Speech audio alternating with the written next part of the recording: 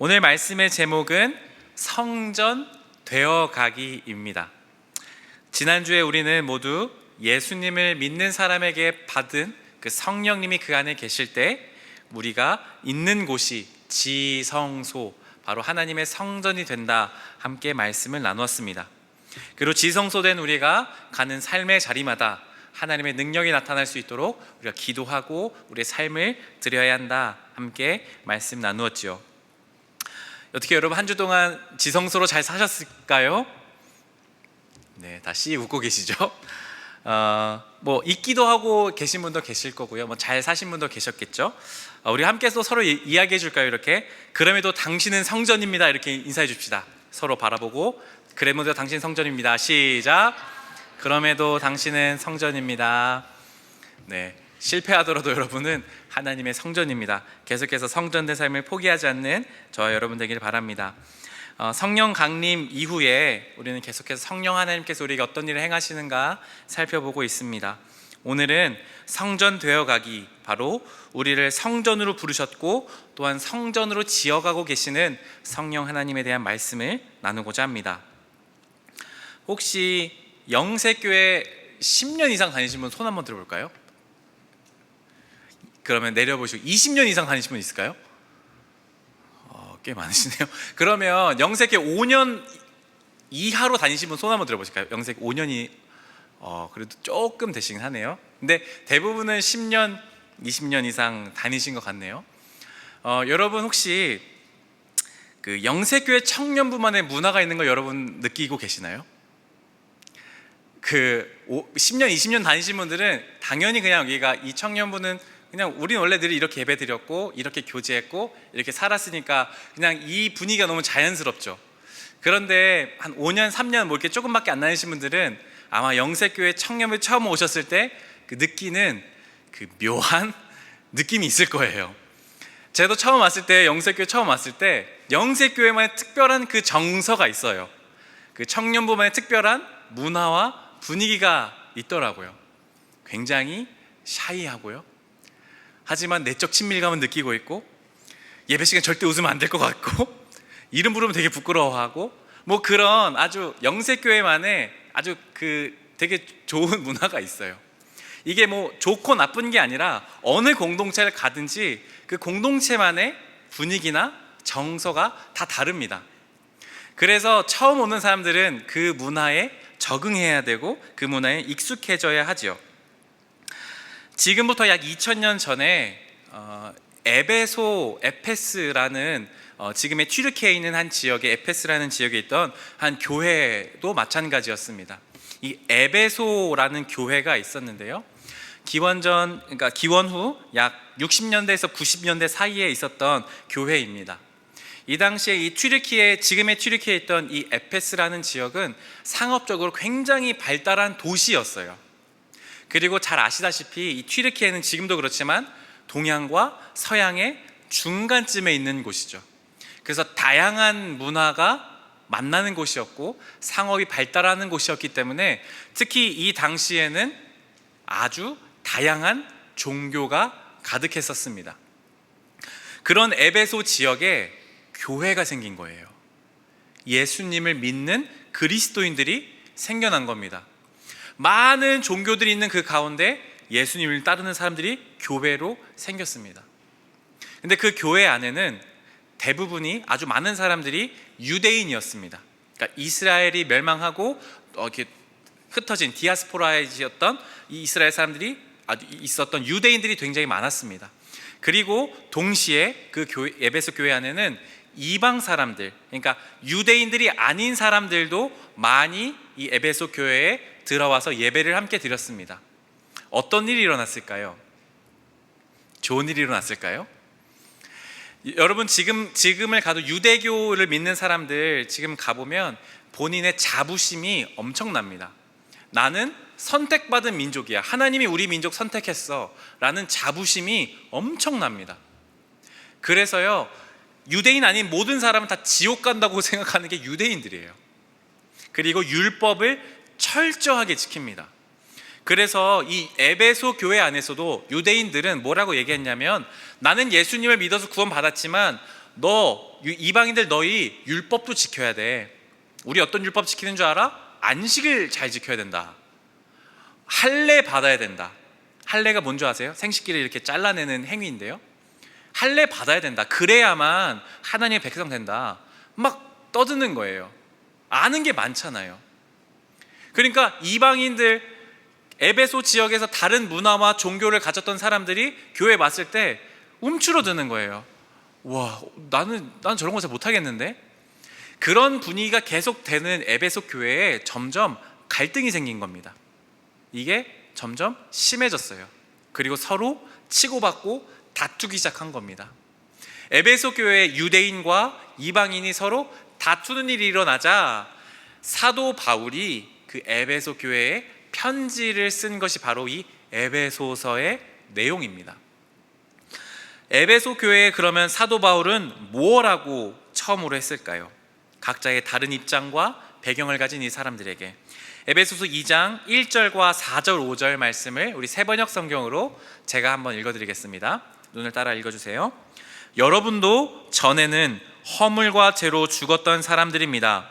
그러나 하나님은 자비가 넘치는 분이셔서 우리를 사랑하신 그 크신 사랑으로 말미암아 범죄로 죽은 우리를 그리스도와 함께 살려주셨습니다.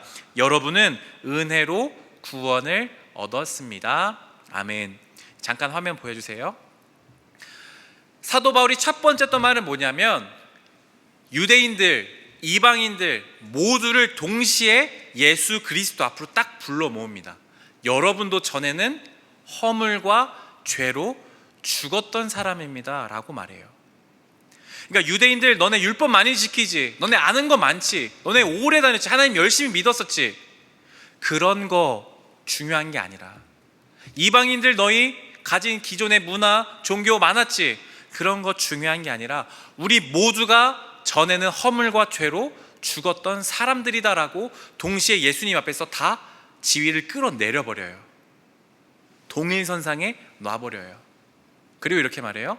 하나님은 자비가 넘치는 분이셔서 우리를 사랑하셨지 않냐. 예수님이 우리 구원해 주신 거 아니냐. 은혜로, 공짜로, 값없이 너네 구원받은 거 아닙니까? 하고 물어보는 거예요. 그러니까 유대인이든 이방인이든 누구든 예수님의 은혜로 구원받는 것이지 누가 더 잘났고 못났고가 예수님 앞에서는 없다는 겁니다. 이게 사도 바울의 첫 번째 대답이에요. 싸울 이유가 없어지는 거죠. 예수님 앞에서 똑같은 존재가 되니까 갈등의 문제를 없애버리는 거죠. 그렇다면 오늘 우리 시대, 지금 우리 영세교회 한번 적용해 볼까요? 영세교회 10년 20년 다닌 거나 영세교회 막 온 지 1년도 안 되신 분이나 봉사를 굉장히 오래 한 사람이나 사역을 많이 하는 사람이나 목사인 저나 이제 막 예수님을 믿기 시작한 여러분들 누군가라도 예수님 앞에서는 어떻다고요? 모두 똑같습니다. 모두 은혜로 구원받은 것입니다. 그러니 누구도 서로 자랑하거나 누구도 서로 위아래를 나누면 안 되는 것이죠. 그리고 사도 바울은 이제 서로를 은혜로 구원받은 우리를 이렇게 이제 에베소서 2장 18절 말씀에서 이렇게 말씀하고 있습니다. 이 말씀 한번 같이 읽어볼까요? 앞에 화면을 보고 읽겠습니다. 시작. 이방 사람과 유대 사람 양쪽 모두 그리스도를 통하여 한 성령 안에서 아버지께 나아가게 되었습니다. 아멘. 유대인이나 이방인이나 모두 누구를 통해서요? 그리스도를 통해서. 누구 안에서요? 한 성령 안에서 누구에게요? 아버지께 나아가게 되었습니다. 아멘입니다. 오늘 우리가 아버지 하나님께 나아갈 수 있는 건 그리스도를 통해서 하나의 성령 안에서 나아가는 겁니다. 여러분들이 교회 생활을 20년 30년 했고 부모님이 교회를 오래 다니셨고 그런 게 아무것도 중요한 게 아니라 그리스도를 통해 하나님의 성령 안에서 아버지께 나아갈 수 있는 겁니다. 이것이 아주 중요한 진리입니다.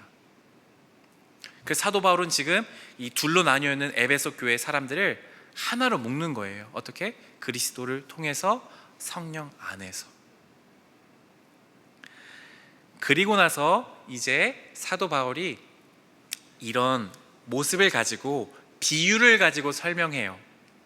제가 참 좋아하는 비유입니다. 무엇이냐면 건축하는 한 건물에 빗대어서 우리의 모습을 설명하고 있습니다.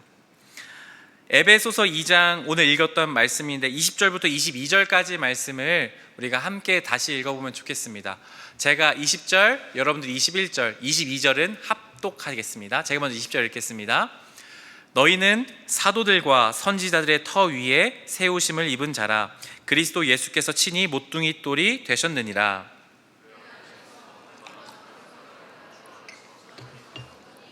함께 읽겠습니다.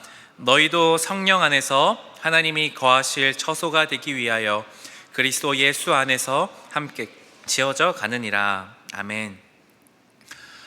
이 말씀이 사실은 조금 어려운 말씀이긴 합니다. 여러 가지 신학적인 내용도 복잡하고요. 그런데 조금 어렵지만 한번 들어보시겠어요? 그림 하나 보여주시겠습니까? 이 그림을 생각하시면 됩니다. 사도 바울이 에베소 교인 둘로 나뉘었던 에베소 교인을 예수님 앞에서 하나로 묶은 다음에 이렇게 비유해요. 여러분은 한 지어져가는 성전입니다라고, 건축입니다라고 이야기합니다. 건축 전공하고 있죠? 건축에서 중요한 게 뭔가요? 기초입니다. 기초가 중요하죠. 네, 맞습니다. 저는 건축 잘 모르는데 기초가 중요한 것 같습니다. 그래서 처음에 뭐라고 설명하냐면 이 건물이 지어져 가는데 그 기초가 뭐라고 하냐면 선지자들과 사도들이라고 합니다. 선지자들은 구약 성경에 나오는 예언서에 나오는 말씀들, 예수님을 가리키는 말씀입니다. 사도들도 예수님의 복음을 전하는 말씀. 그러니까 쉽게 말하면 이 선지자들과 사도들이라는 것은 무엇이냐면 하나님의 말씀을 의미합니다. 예수 그리스도가 오시겠다고 하는 그 말씀의 기초가 되는 겁니다. 그리고 그 위에 이제 우리가 건물이 되어져 가는 거예요. 근데 제일 가운데 제가 뭐라고 써놨어요? 모퉁이 돌이라고 해놨죠. 이게 우리나라에서 잘 쓰는 말은 아니지만 이 당시에 고대 시대 때 있었던 이 돌 중에 이 모퉁이 돌이 뭐냐면 이 돌들이 이렇게 있으면 얼기설기 이렇게 쌓아 올라갈 때 중간에 있는 돌입니다. 제일 기초가 되고 중간을 이어주는 돌입니다. 그러니까 이 모퉁이 돌은 항상 제일 아래에 있어야 되는 돌이에요. 그게 누구라고 말하냐면 예수 그리스도, 예수님이 모퉁이 돌이 되셔서 딱 받치고요. 우리는 뭘까요? 바로 저 하나하나의 벽돌입니다. 지금은 우리가 여기 벽돌은 아닌데 저 뒤에 흰색 벽돌 보이실까요? 잘 안 보이실까요? 뒤에 벽돌 있죠. 저 벽돌이 이렇게 차곡차곡 이렇게 얼기설기가 아니라 차곡차곡 쌓아져 가죠. 마치 저런 것처럼 우리가 하나의 벽돌이 되어서 한 사람 한 사람이 쌓아져 올라가고 있는 중이라는 거예요. 그럼 그 안에 누가 거하시냐면 하나님께서 거하신다는 겁니다. 이 말이 조금 어렵지만 저는 이 비유가 너무너무 근사해요. 너무너무 멋있습니다. 왠 줄 아세요? 여러분 지금 저 그림은 벽돌이 나름 잘 재단되어져 있지만 여러분 우리 한번 생각해 볼까요? 우리의 벽돌된 모습이 저렇게 반듯반듯한가요? 여러분 스스로 한번 생각해 보세요. 나의 내면이 반듯반듯한가요?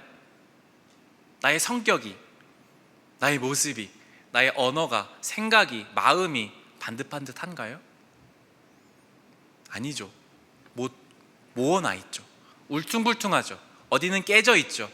어디는 움푹 패여져 있죠. 그게 바로 우리입니다. 그런 돌들이 지금 얼기설기 이어져 있습니다. 여러분 그런 돌로 쌓아져 있는 건물을 본 적이 있으세요? 벽돌이 막 어디 막 다 파져 있는 걸로 벽돌을 쌓아서 건물을 지은 거 본 적 있으세요? 없습니다. 그거는 반드시 무너지기 때문이에요. 그런데 하나님은요 오늘 그런 우리를 한 명 한 명 돌 하나하나를 쌓아가고 계세요. 무너진다면서요. 네, 그래서 어떻게 가능하냐면 에베소서 2장 22절에서 이렇게 말씀합니다. 너희도 성령 안에서 함께 지어져 가느니라. 이 성령 안에서라는 말은 성령을 통하여, 성령님께서, 성령님 안에서, 모든 표현이 다 가능합니다. 그러니까 우리가 쌓아져 올라갈 수 있는 방법은 무엇이냐면 성령님이 가능하게 하시는 거예요. 성령님이 하시는 일은 언제나 우리를 하나로 불러 모으시는 겁니다. 그리고 함께 쌓아져 가게 하는 겁니다. 그리고 그 안에 하나님이 거하시는 처소가 되는 것이죠. 저는 이게 너무너무 근사한 하나님의 비전인 것 같아요. 이런 외형적인 건물이 아니라 눈에 보이지 않는 이 하나님의 전, 바로 모퉁이돌 되신 예수님과 그리고 여러분들이, 저와 여러분들이 하나하나 이렇게 쌓아져 가는 멋진 영세교회 성전이 되어가는 거예요. 청년부 성전. 그 안에 지금 하나님이 여기 계시는 겁니다. 어떻게 가능하다고요? 성령님께서 가능하게 하시는 겁니다. 그러면 알아서 교회가 차곡차곡 쌓아져 갈까요? 아닙니다. 사도 바울은 또 다르게 말씀하고 있습니다. 에베소서 4장 2절 3절과 5장 2절 말씀인데요, 이 말씀 우리 2절 3절은 여러분들이 읽어주시고요, 5장 2절을 제가 읽겠습니다. 2절 3절 여러분 합독해 주세요. 시작.